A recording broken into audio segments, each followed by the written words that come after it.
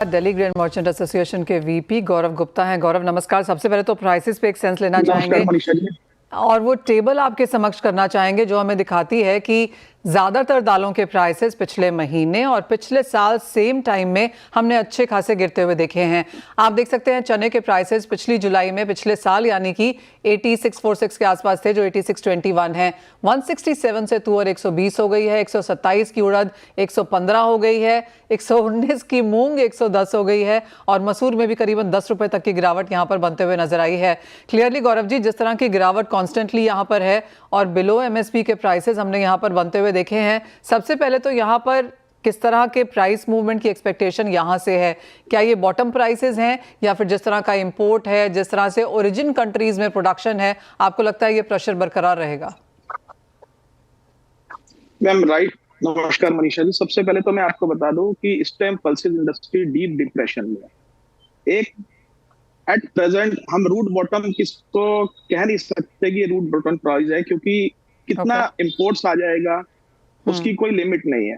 तो हम हमेशा बोलते हैं कि थाली से दाल गायब हो जाती है या हमारी रसोई, हमारा दाल का हमारा सब खराब हो जाता है। तो पहली बात आपको बता दूं, ना तो कभी थाली से दाल गायब होती है और ना ही हमारा रसोई का जो खर्चा होता है वो दाल की वजह से बढ़ता है, क्योंकि WPI इंडेक्स के अंदर 0.65% दालों का शेयर है जो कि बिल्कुल मिनिमम है। और ऐसे ही रिटेल प्राइस इंडेक्स के अंदर दालों का शेयर ज्यादा है।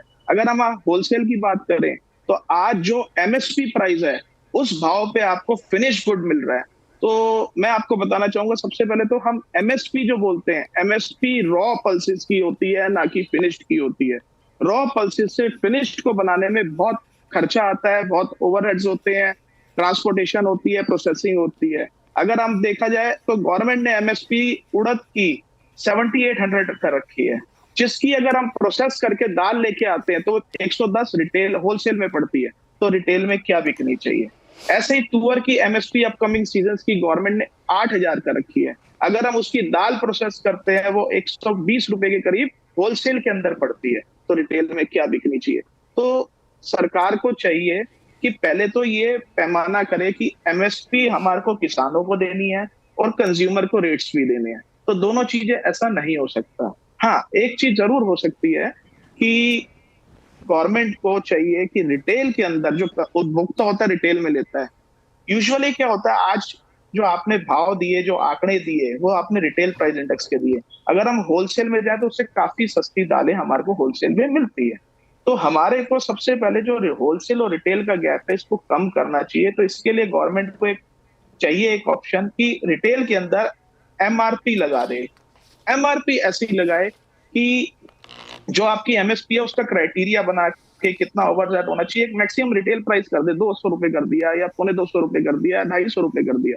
क्या होता है, आज रिटेल में खरीदने जाते हैं, थोक में तो 90 रुपए, रिटेल में वही 250 रुपए लाते हैं, उसके अंदर भी 10% डिस्काउंट करके हम सोचते हैं पता नहीं हम कितना सस्ता लेके आ गए।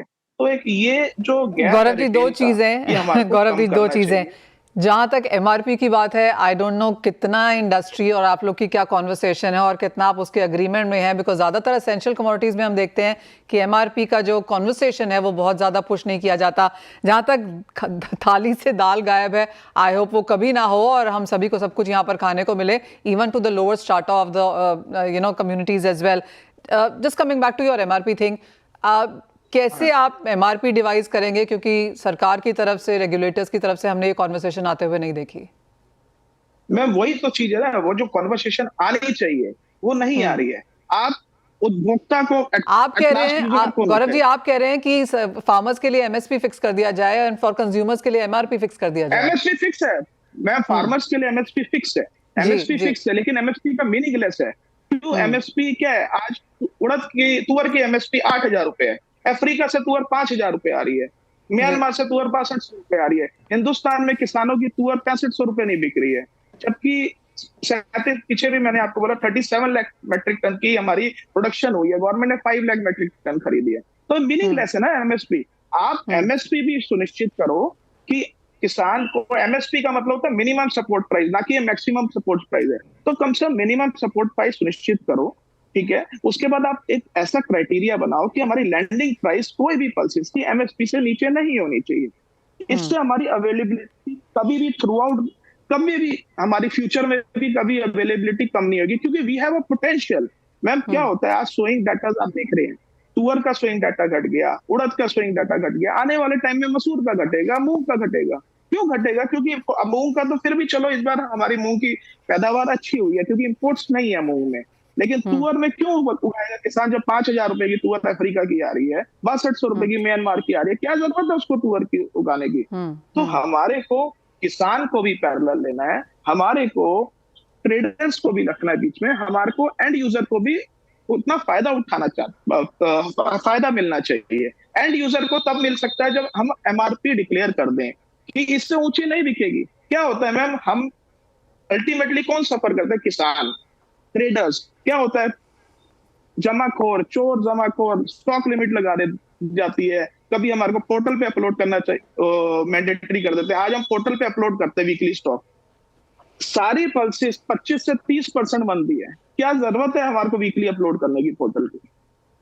तो बहुत सारी चीजें हमारे को एक अलाइंड बनानी चाहिए, जिससे कि मैम एंड यूजर से लेके, फार्मर से लेके, ट्रेडर से लेके, और कोई भी ऐसी चीज नहीं है। हम सेल्फ सफिशिएंट कब होंगे? सेल्फ सफिशिएंट तब होंगे जब फार्मर्स को भी भाव मिले।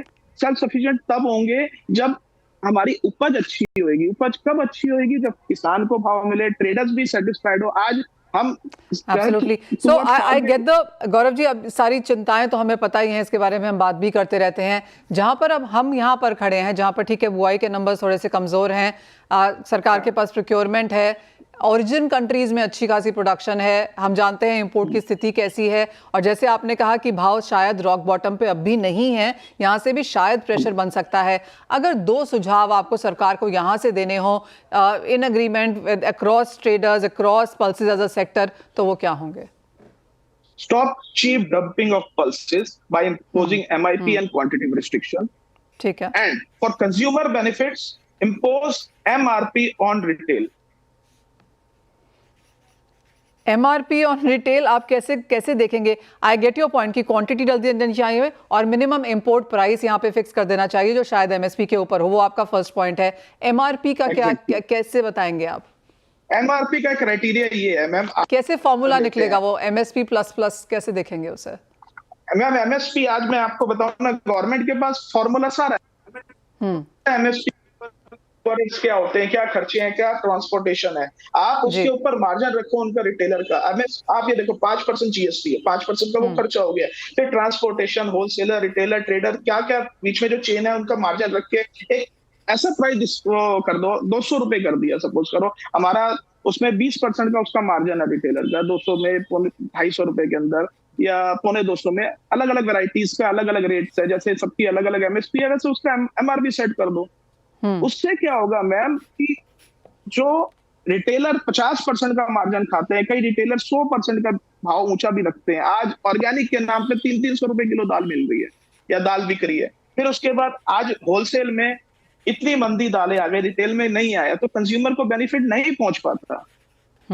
तो ये सब चीजें इसके लिए हमारे को एक MRP का भी फॉर्मूला, मेरी सजेशन है कि ऐसा होना चाहिए। जो है कि इतना गैप आ जाता है, और हमेशा कौन कल्प्रिट माना जाता है? होलसेलर। कौन कल्प्रिट माना जाता है? ट्रेडर। कौन कल्प्रिट माना जाता है? इंपोर्टर्स।